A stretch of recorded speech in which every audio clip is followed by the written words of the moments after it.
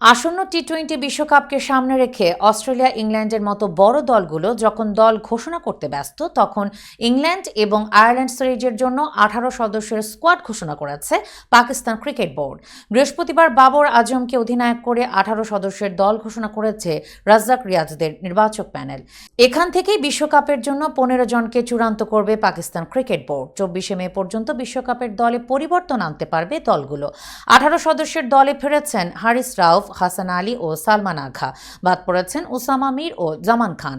চোটের কারণে সর্বশেষ নিউজিল্যান্ড সিরিজের দলে না থাকা আজম খানও রয়েছেন দলে। নিউজিল্যান্ড সিরিজে বিশ্রাম দেওয়া হয়েছিল মোহাম্মদ রিজওয়ান ও ইরফান খানকে। আয়ারল্যান্ড ও ইংল্যান্ড সিরিজ দিয়ে মাঠে ফিরবেন এই দুই ক্রিকেটার। পিএসএল এ দুর্দান্ত পারফরম্যান্সে এবং অভিজ্ঞতার কারণে দলে ফেরানো হয়েছে হাসান আলীকে।